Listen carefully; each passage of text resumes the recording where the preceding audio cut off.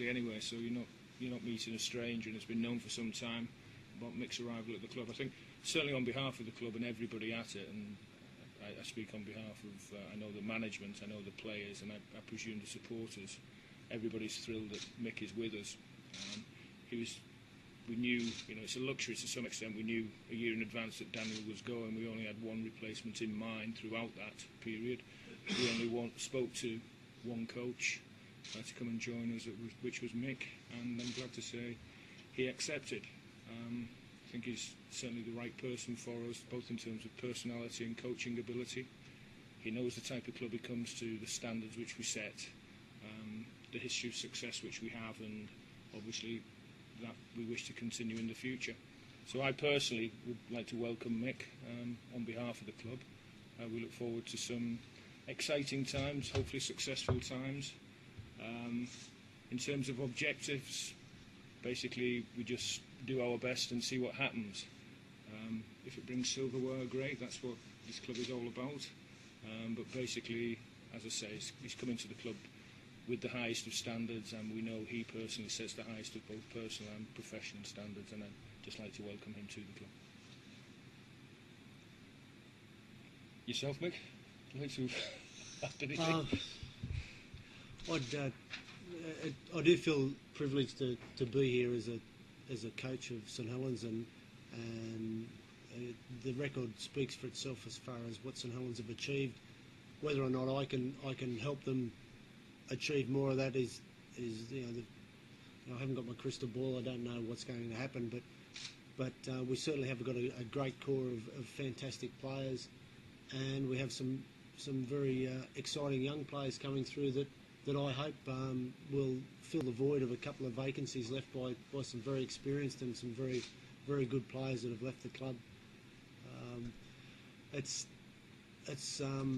When I arrived only a week and a half ago, I was just, my enthusiasm and to be here and I was chomping at the bit for months and months to get here, and I'm very happy I'm here, and having been here for a week now, it's just I know the reason that I wanted to come here, and the players, just working with the players of the quality and the calibre that are there, it just validates why I wanted to come here. It's fantastic. Yeah, I enjoyed my time at the Catalans, and it was a hard decision to leave, not because I wanted to, but the draw of St Helens was just too much. In that, after thinking about it, and I would have loved to have stayed at the Catalans to help develop the club, but it was probably a decision for myself more so than a decision for the club I was at to move on and to be able to come to a club like St Helens was just too big a draw for me. So it was a tough decision. Although you could have stayed. Yeah, I could have stayed, and I don't think I'll regret a moment of my decision. In terms of who you're following, though, there's a legacy of trophies. The chairman alluded to it. You're conscious of that? Yeah, I'm conscious of it, and again, I think Eamonn mentioned about everyone will give their best, and we'll all give our best, and if that produces anything, well, fantastic. If it doesn't, I'm sure the players and certainly the coaching staff will have given their best, and we'd love to be on the winning end more often than not. And the club's become accustomed to winning things, and I don't think it's just come easy for them. I think they've developed that over a period of time and developed their players, and hopefully that can continue. I mean, certainly one thing that I would like to add, it's something I've stated on a number of occasions, is that certainly the way, and one of the reasons for the success and continuing success of the club in the last decade is evolution from within. There's so many young players that have gone on to be not just Super League players, but St Helens standard Super League players and Great Britain and England internationals, and that's something that we place great store on. And I think we're better positioned than most, if not all clubs, for that to continue. And that's an essential ingredient for long-term success. And certainly Mick's ethos and background, certainly in terms of his ability to identify and develop youth talent, was as important as his success as a Super League coach and his growing success as a Super League coach. And he knows that's the priority in the club, and that was one of the principal reasons why we identified him and recruited him. What are you interested in the youngsters that have come through, Mick, and the ones that have been added to the squad this season? Well, again, only been here for a week. It's really highlighted what they've done prior to me being here, as far as their junior development's concerned. Is the kids that are in the top squad are very, very well skilled, and it surprises me on how good they are, and it's a credit to the staff that have been here for a long time, and what it does, it makes my job so much easier to not have to go back to some basic level of practice. We can move on from that and maybe develop some more advanced things and do a lot more team orientated things to get better at some team things.